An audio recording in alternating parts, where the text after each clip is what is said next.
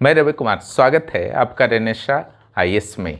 जैसा कि आपको पता है, झारखंड हाई कोर्ट के समक्ष जेपीएससी ने जो पिछली सुनवाई हुई थी उसमें कहा था कि कुछ तो गलतियां हुई हैं, उस पर हम लोग जांच करेंगे और उसके बाद 15 फरवरी तक का समय झारखंड हाई कोर्ट के द्वारा जेपीएससी को दे दिया गया था।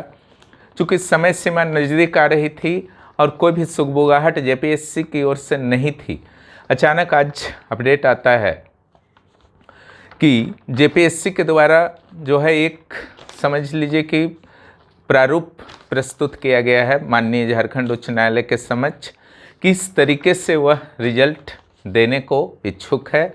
अगर माननीय न्यायालय की अनुमति हो तो इस तरीके से रिजल्ट दिया जा सकता है। जेपीएससी ने संभवतः इस बार बुद्धिमानी भरा कदम उठाया है। इस जो भी प्रारूप जेपीएससी के द्वारा दिया गया उसके माध्यम से डायरेक्ट जेपीएससी ने रिजल्ट नहीं निकाला, बल्कि पहले कोर्ट के पास अनुमति लेने को चला गया। यह अच्छा कदम है। अगर माननीय न्यायालय के द्वारा अगर इसके संदर्भ में सकारात्मक रुख रखा जाता है तो यही रिजल्ट आएगा इसी कट ऑफ पर। और अगर किसी तरह की आपत्ति दर्ज 15 तारीख को की जाती है या जो कैंडिडेट्स जो पास नहीं कर पाए थे उनके जो अधिवक्ता हैं उनके द्वारा किसी तरह की आपत्ति व्यक्त की जाती है तो फिर कोई और नया प्रारूप होगा या कोई और नया तरीका होगा। लेकिन वर्तमान स्थिति में, जैसा कि मैंने पिछले वीडियो में कहा था कि ओबीसी या अन्य वर्ग के लोगों को जो बाहर जिन पर होने का खतरा मंडरा रहा था उसको सरकार बाहर नहीं करना चाहेगी, क्योंकि और विवाद हो सकता है। उसी के तहत संभवतः जेपीएससी के द्वारा यह प्रयास किया गया है, तो इसमें एक्स्ट्रा रिजल्ट की संभावना बन रही है। लेकिन यहाँ पर जो आपके कट ऑफ का प्रस्ताव दिया है जेपीएससी के द्वारा, देखिए फाइनल नहीं है ना। जेपीएससी ने गलती स्वीकार किया है कि हाँ रिजल्ट में गड़बड़ी हुई है, इस तरीके से रिजल्ट निकालने को इच्छुक हैं। जनरल के लिए 248 है ना, पहले 260 था। एसटी 232, एससी 242 है ना, ईडब्ल्यूएस 246 से 238 था और एसटी का संभवतः 230 था, बीसी 248, सीबीसी 248। तो यहाँ जो कट ऑफ घटा है, जहाँ घटने का बात है वो जनरल का घटा है, बीसी का और ईबीसी का, है ना। तो अगर कट ऑफ घटा है तो निश्चित रूप से कुछ कैंडिडेट बीसी और ईबीसी में भी इन करेंगे, जनरल के तो इन करेंगे ही, 15 गुना उनका नहीं था तो पूरा करना है। तो जो आपका अतिरिक्त कहा जा रहा है कि 1103 रिजल्ट आएगा, उसमें से 782 जो हैं जनरल कैंडिडेट्स होंगे।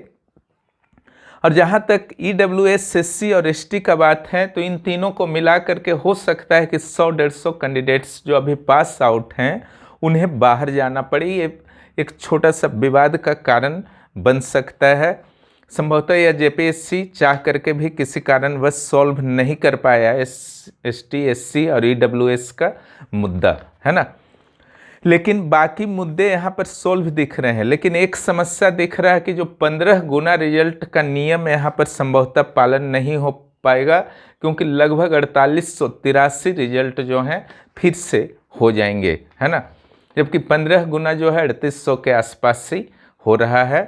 तो पूरी तरह से ये समझ लीजिए कि कोर्ट पर छोड़ दिया गया है। कोर्ट के द्वारा अब इस पर विचार किया जाएगा 3-4 दिन। अब देखिए 15 फरवरी को इस संदर्भ में क्या आपका माननीय कोर्ट के द्वारा निर्देश आता है ना, तो उसी के अनुसार जो है आगे की कार्रवाई चलेगी, है ना। तो एक प्रयास जेपीएससी की ओर से था, ठीक है।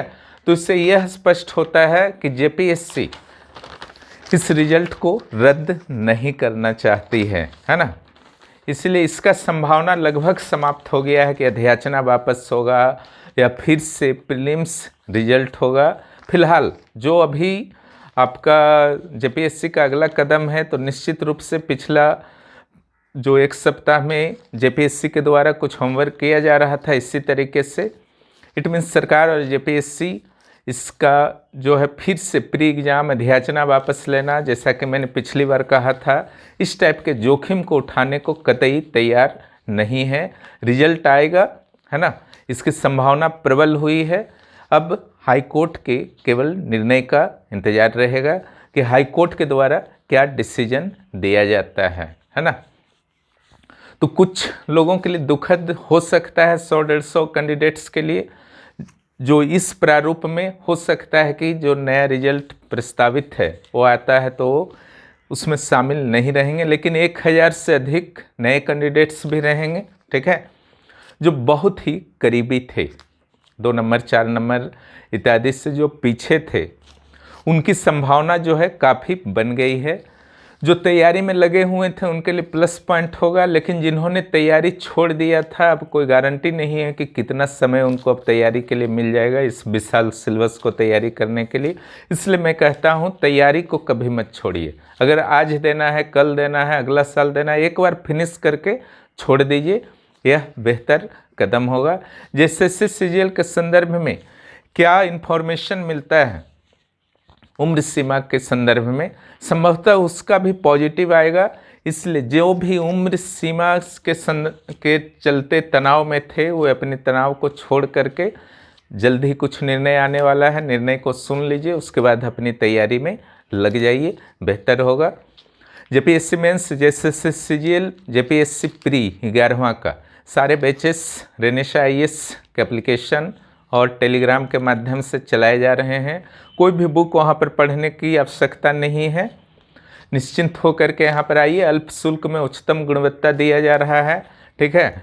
झारखंड के अभ्यर्थियों को मटेरियल की किसी भी तरह की कमी ना हो और उत्कृष्ट मटेरियल मिले, अपडेटेड मटेरियल मिले, इसकी पूरी व्यवस्था यहाँ पर की जा रही है, की गई है ना। टेस्ट भरपूर होते हैं जिसका लाभ आप लोग उठा सकते हैं, और जो भी रिजल्ट आएगा उसका इंतज़ार कीजिए। इस पर अनावश्यक चर्चा परिचर्चा में समय को बर्बाद मत कीजिए। इन्फॉर्मेशन से अपने बच सकते हैं, जहाँ से भी इन्फॉर्मेशन आता है कलेक्ट कीजिए, लीजिए, लेकिन उसमें भिड़े मत रहिए। भिड़ना है सिर्फ और सिर्फ आपको अपने स्टडी में। वीडियो देखने के लिए बहुत बहुत धन्यवाद। जो भी इस चैनल पर नए आए हैं ज़रूर सब्सक्राइब करें और अपने दोस्तों को भी इस चैनल के बारे में बताएं।